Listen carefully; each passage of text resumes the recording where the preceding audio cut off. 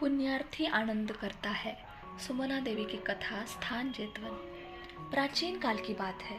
श्रावस्ती नगर में एक महान दानी, ज्ञानी और श्रद्धावान उपासक थे जिनका नाम अनाथ पिंडक था। वे गृहस्थ होते हुए भी बुद्ध के अनुयायी थे और उनके उपदेशों को गहराई से सुनते, मनन करते और उन पर चलते थे। धन धान्य की कोई कमी नहीं थी।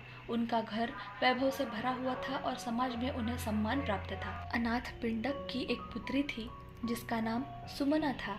वह न केवल सुंदर और होशियार थी बल्कि धर्मनिष्ठ और ज्ञानी भी थी। भगवान बुद्ध की वाणी सुनने में उसकी गहरी रुचि थी और वह उनकी शिक्षाओं का मनन कर धर्म के मार्ग पर चलती थी। सुमना में धर्म के प्रति एक अटूट श्रद्धा और निष्ठा थी जिससे उसे बुद्ध के सच्चे अनुयायी की श्रेणी में ला खड़ा कर दिया था। एक दिन अचानक सुमना बीमार पड़ गई। उसकी तबीयत धीरे धीरे और बिगड़ने लगी और वह मृत्युशैया पर पहुंच गई। अनाथ पिंडक अपनी प्रिय पुत्री की यह स्थिति देखकर बहुत दुखी हुए।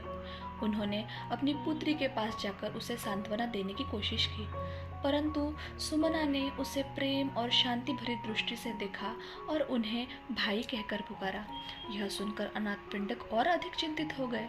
वह सोचने लगे कि उसकी पुत्री उन्हें भाई क्यों कह रही है जबकि वह उसके पिता है। उससे यह घटना रहस्यमयी और अजीब लगी।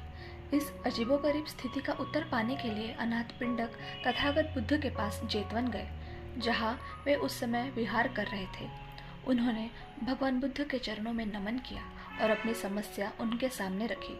अनाथ पिंडक ने भगवान बुद्ध से पूछा, भगवान, मेरी पुत्री सुमना मृत्यु के समय मुझे भाई क्यों कहकर पुकारा? इसका क्या कारण हो सकता है?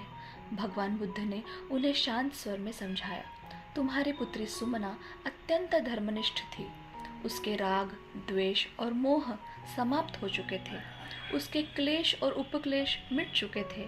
वह सकदागामी अवस्था में थी, यानी अब वह संसार में केवल एक और जन्म लेगी और फिर निर्वाण को प्राप्त करेगी। उसने तुम्हें भाई इसलिए कहा क्योंकि उसकी आत्मा ने सभी सांसारिक बंधनों को पार कर लिया था। भगवान बुद्ध ने आगे कहा, भिक्षु, जो पुण्य कर्म करता है वह इस लोक में भी आनंदित होता है और परलोक में जाकर भी। पुण्यार्थी दोनों जगह आनंद करता है।